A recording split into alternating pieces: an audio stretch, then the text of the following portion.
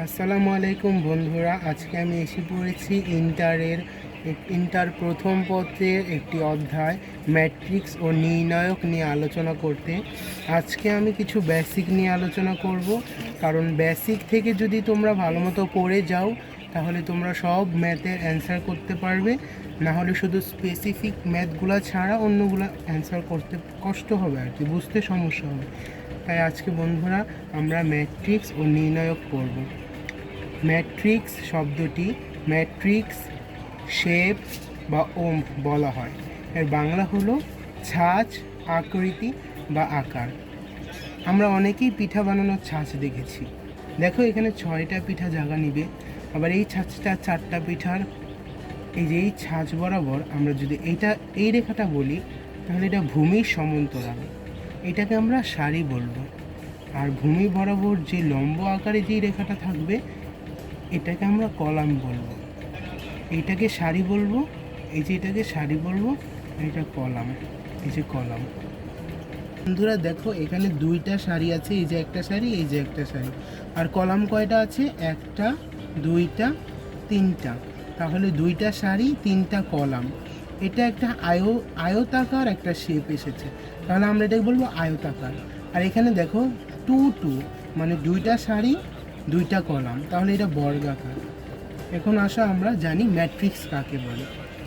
Matrix এক বা একাধিক সংখ্যা বা রাশি বা তথ্য সারি, অনুভূমিক রেখা, এই যে সারি অনুভূমিক রেখা, ও কলাম কলাম উলম্ব রেখা, এই যে উলম্ব রেখা বরাবর সাজালে যে আয়তাকার অথবা বর্গাকার, যে আয়তাকার বা বর্গাকার বিন্যাস পাওয়া যায় তাকে ম্যাট্রিক্স বলে। তাহলে আমরা ম্যাট্রিক্সের সংজ্ঞাটা পেয়ে গেলাম। তারপরে পড়ি, কোনো ম্যাট্রিক্সের আকার বোঝাতে প্রথমে সারি, এই যে সারি, ও পরে কলাম উল্লেখ করা হয়, এই যে কলাম উল্লেখ করা হয়। কোনো ম্যাট্রিক্সে m সংখ্যক সারি ও n সংখ্যক কলাম বিদ্যমান থাকলে ওই ম্যাট্রিক্সে m ইন্টু চিহ্ন n পড়া হয় m/n মাত্রার আকারের ক্রমের ম্যাট্রিক্স বলা হয়। তাহলে মাত্রার আকারের বা ক্রমের ম্যাট্রিক্স কাকে বললে তোমরা এখান থেকে এতটুকু দিবে। আসো আমরা পরের পেজে যাই।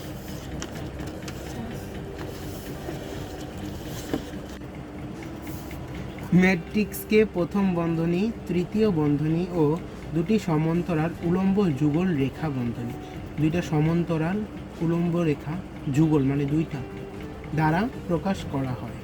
যেমন এ সমান সমান স্মল এ আই জে, এখানে আই হলো গিয়া সারি আর j column. I 1 2 3 4 dot dot m সারি, এম সংখ্যক সারি, আর জে মানে column, j 1 2 3 4 dot dot n সংখ্যক কলাম। এম ইন্টু এন মানে এম সংখ্যক সারি এন সংখ্যক কলাম, যেখানে সারি কলাম এই যেভাবে। এটাকে বলে তৃতীয় বন্ধনী। A11 A12 A13 A1 n সংখ্যক কলাম, এটা কলাম তাই এখানে n। তারপরে এই যে A1, ফার্স্টের ওয়ানটা হলো গিয়ে সারি, দেখো এটা ফার্স্ট সারি তাই A1, পরের ওয়ানটা হলো গিয়ে কলাম, ফার্স্ট কলামের প্রথম সারির, এই যে এটা ফার্স্ট সারি ফার্স্ট কলামের এটাকে ইন্ডিকেট করে, তাহলে এ প্রথম সারি প্রথম কলাম তাই A11। এটা দেখো এ প্রথম সারি তাই 1 আর 2 হলো কলামের জন্য, এই যে এই কলামটার ভিতরে পড়েছো তাই 2, ফার্স্ট সারি সেকেন্ড কলাম তাই A12। A13 ফার্স্ট সারি তৃতীয় কলাম, A1n ফার্স্ট সারি n সংখ্যক কলাম। এভাবে এগুলো লিখে AM1 এ m সংখ্যক সারি ফার্স্ট কলাম, এ m সংখ্যক সারি সেকেন্ড কলাম, এ m সংখ্যক সারি থার্ড কলাম, এ m সংখ্যক সারি n সংখ্যক কলাম। তারপরে আমরা আসবো ভুক্তি বা এন্ট্রি, উপাদান বা এলিমেন্ট। আসো ভুক্তি কাকে বলে দেখে নিই।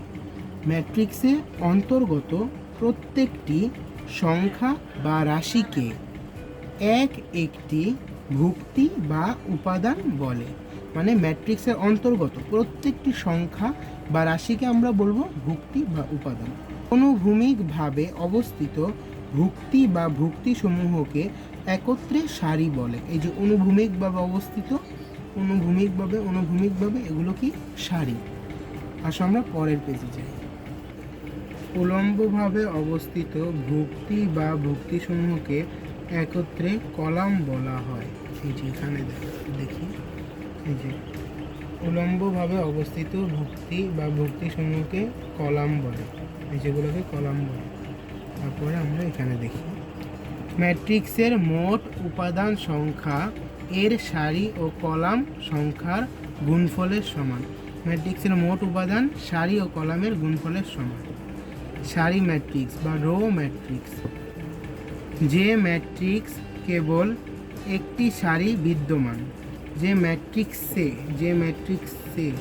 কেবল একটি সারি বিদ্যমান তাকে সারি ম্যাট্রিক্স বলা হয়। একটি সারি